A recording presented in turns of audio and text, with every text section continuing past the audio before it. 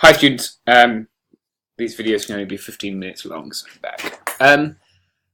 So what we see is very different across the Americas. Various different tribes have different methods of political organizations. They have various loose confederacies between tribes who have similar beliefs. Nearly all of them seem to share this religion with a single creator god. Nearly all of them seem to see land as a resource that people can use, maybe for a lifetime, but not own in the sense that we do today, right?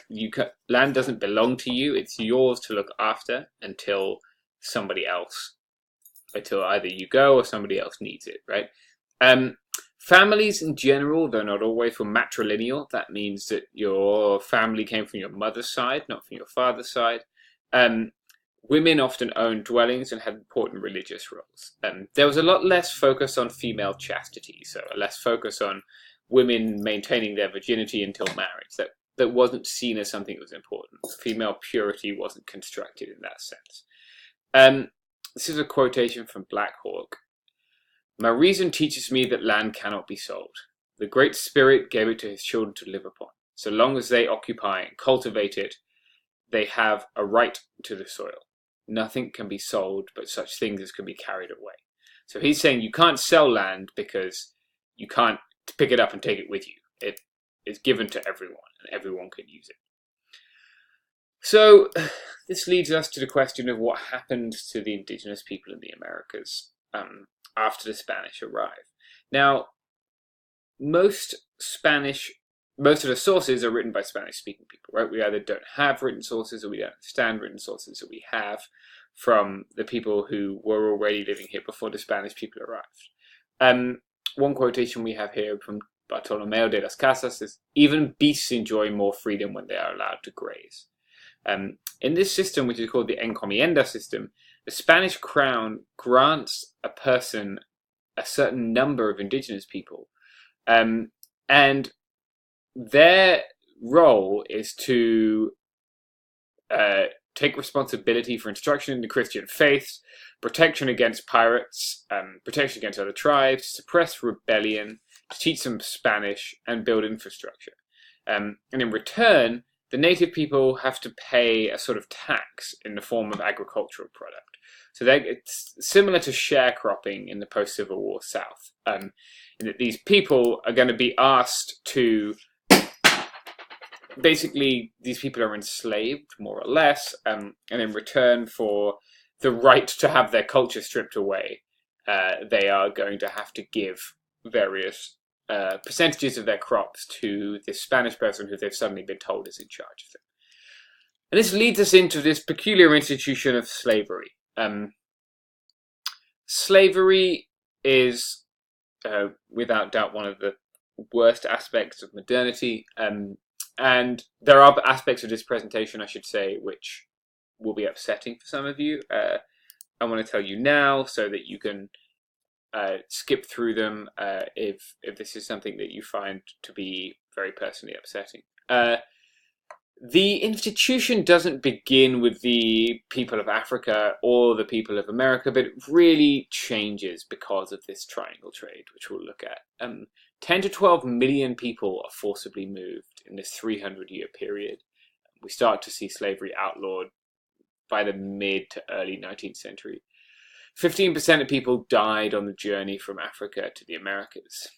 48% of the people went to the Caribbean, 41% to Brazil, and only 5% ended up in the United States. This doesn't mean that there were only 5% of slaves lived in the United States, because slaves could obviously have children and reproduce. Slaves were obtained by trade, generally. European slave traders would arrive and trade with African people for slaves. Now, there was an institution in Africa which may have been translated as slavery, but isn't the same thing.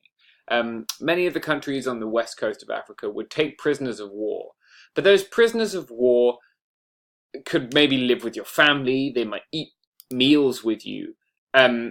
It's a different situation entirely to chattel slavery, where you own them and you own their children.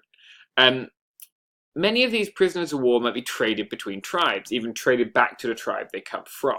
But when the Europeans arrive, they're traded to the Europeans. And the Europeans trade those slaves chiefly for something that African people want and don't have, which is guns. Now, when the African people get guns, they use them to go and fight other people. And when they fight, there are more prisoners of war. And those prisoners of war are sold for guns. And so people who want to defend themselves also need to take prisoners of war and sell them for guns. And so we get this gun-slave cycle, where guns arriving in Africa make more slaves, slaves leaving Africa bring more guns, and they keep fueling each other.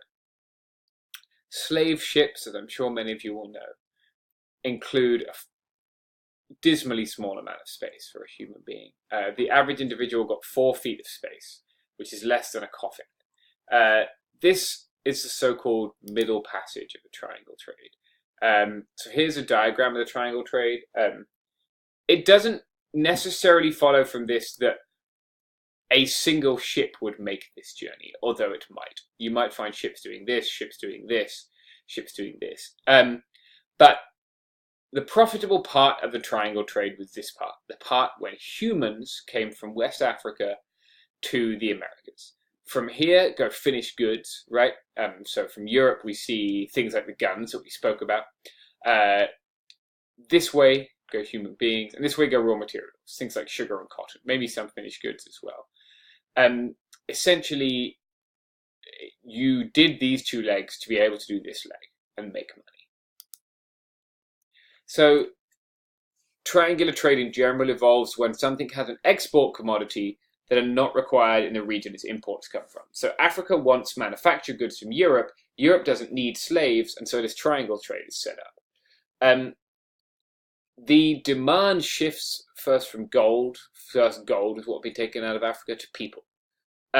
Africa began by importing cowrie shells. Cowrie shells, little white shells that were seen as very valuable and were used as money. This route allows for the use of trade winds, but even still it can take 3 months. The third part is the most difficult part, and the real money is made, as I said, on the second part. Generally, it was not Europeans arriving to capture slaves, it was other people in Africa capturing slaves and selling them to Europeans. So this is an explanation of the slave gun hypothesis. We think that 300 to 400,000 guns came to West Africa in the second part of the 18th century. We explain again here that slavery may have existed, but that it was not the same as the large-scale plantation slavery that we saw in the Americas. The first black people to arrive in the Americas arrived in the 1620s, and they seem to have had a status similar to indentured servants. What an indentured servant does is, in order to pay for their passage to somewhere, they work for a limited period of time, and then once they work for that limited period of time, they become free. So let's say one of you guys wants to come back to England with me. I might say you have to work for me for 8 years after you get to England, and then you've paid what you owe me if I pay for your passage. So often there are colonies giving land to people who arrive. So everyone who, once they pay their passage, once they do their work, they are given land. So people come to the Americas for sort of a new life. Land is obviously taken from indigenous tribes. It's not like there was nobody on this land before, but these people have been forced off their land and someone else lives on it now.